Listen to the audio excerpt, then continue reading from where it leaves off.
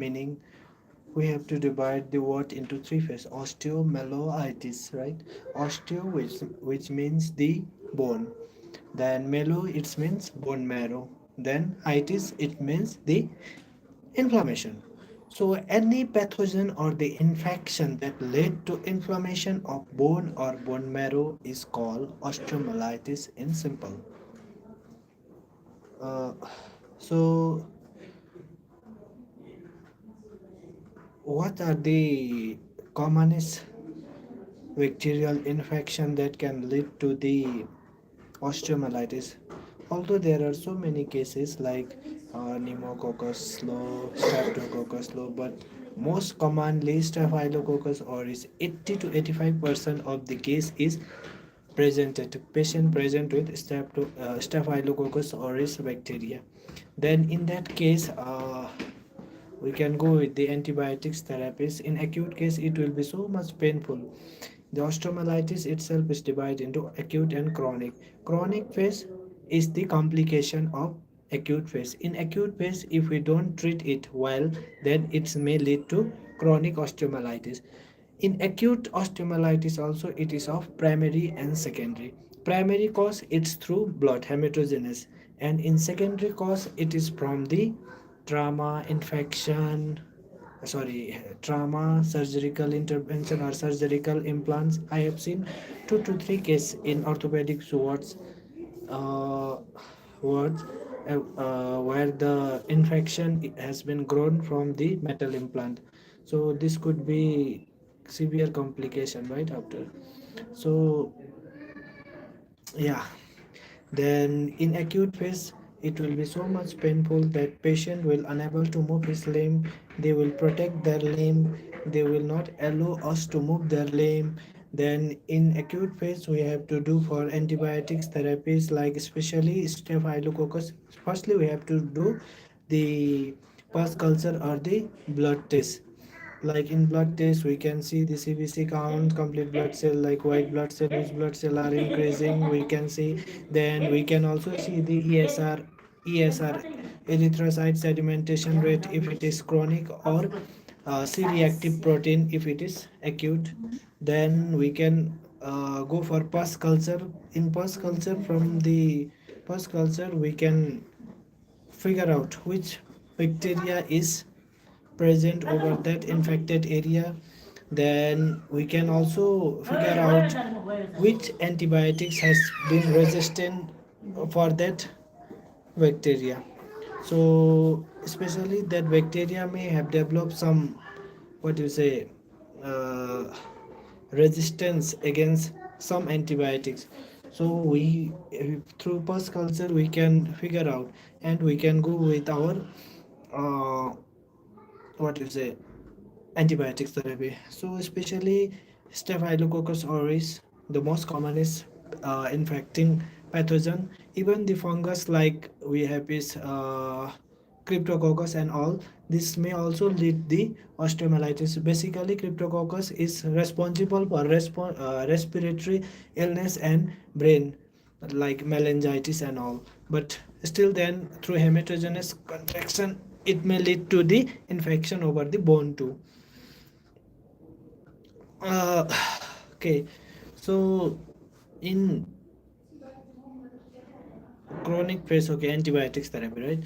So in antibiotics therapy, for example, if the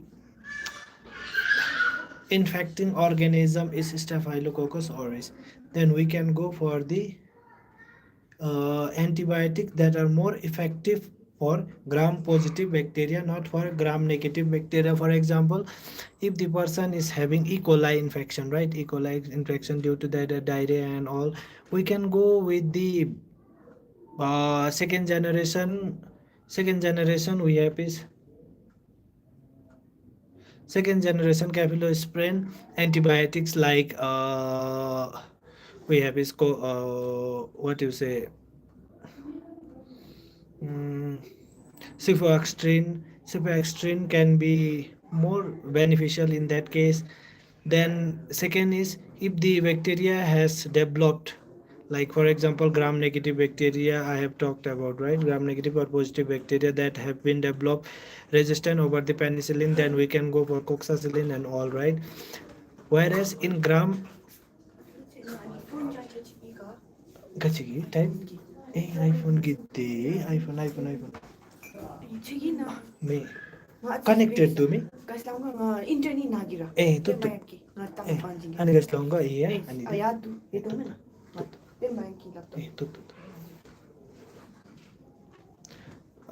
okay, then uh, if it is staphylococcus aureus, then we can go for firstly if it is chronic. If it is acute, then we can uh, present with, in acute case it's okay antibiotics, right? Oral tablets and all. Still then I prefer IB because it is more productive, absorption rate is 100%, no chances of vomiting or any nausea, right?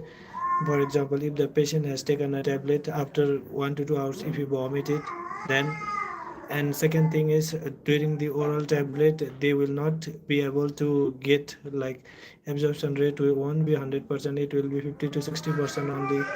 So I prefer IB. Okay, so next thing is we can also give NSAIDs and all, like ibuprofen low, diclofenac low, we can give it to reduce the pain as well as inflammation. These things we will be prescribing in acute phase. In chronic phase or subacute phase of this condition, after 6 weeks or 3 to 6 weeks, it will be a pain free session, right? So patient won't feel any kind of pain, numbness. So these things can be given. Next thing is like it is affecting the, we know that our bone is heart, right? So it is affecting the bone, and peristeum of the bone also give the supports or supports to the bone.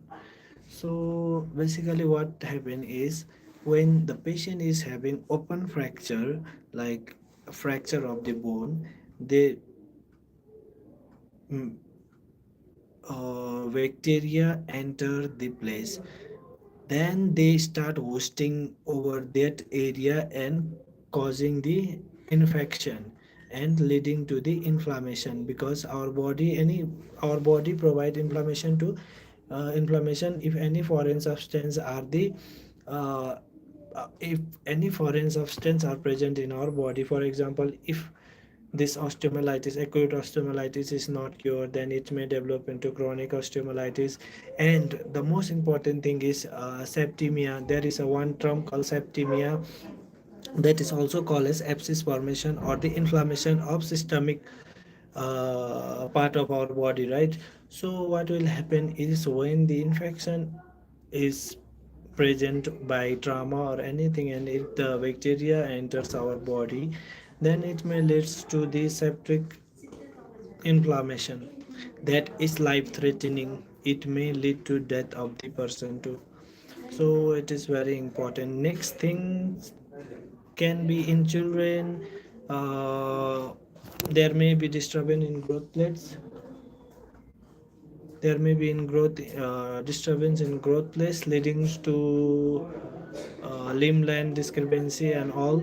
Then we have is again, there may be a polyarthritis. For example, if the bacteria has developed over our tibia, it may destroy our tibia bone, and it may travel to our knee joint as well as ankle joint, leading to inflammation of the joint and pain. So these things we need to keep in mind जब भी हम देखते हैं patient को जिसका osteomyelitis हुआ हो, है ना? तो हम क्या करते हैं कि डायरेक्टली देखने के बाद हमको पता चलता है इसका इन्फ्लामेशन हुआ है। अगर उसको उसके पास हम उसके बाद हम पूछते हैं क्या हुआ है, कैसे हुआ है, क्यों हुआ है, कब हुआ है, और उसके पास हमको एक हिस्ट्री पूछना पड़ता है डायबिटीज़ है या नहीं, कुछ है या नहीं, क्योंकि अगर पेशेंट के पास डायबिटीज़ होता है तो हॉस्पिटल पे ही क्योर करना पड़ता है। अदरवाइज हम उसको घर भी भेज सकते हैं विद एंटीबायोटिक्स।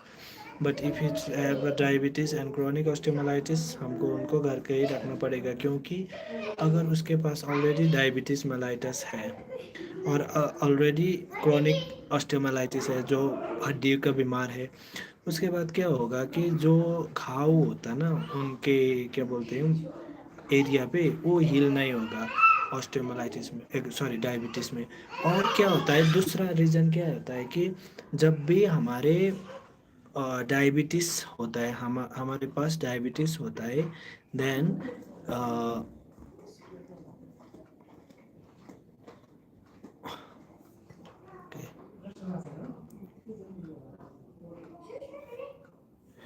जब भी हमारे पास डायबिटीज़ होता है, क्या होता है कि अ, हमारा जो ये हीलिंग होता है ना, वो तो एक तो डिले हो ही जाता है। उसमें क्या होता है, डायबिटीज़ में रिच शुगर होता है, एनर्जी मिलता है, और एनर्जी बैक्टीरिया को ज़्यादा मिलता है, और ज़्यादा जल्दी जल्दी उनका ग्रोथ बढ़ने लगता है, और इन्फेक्शन भी सीवियर हो जाता है, और हीलिंग नहीं होता है एक तो, और बाहर के बैक्टीरिया भी अंदर आ सकता है। So if you have any question.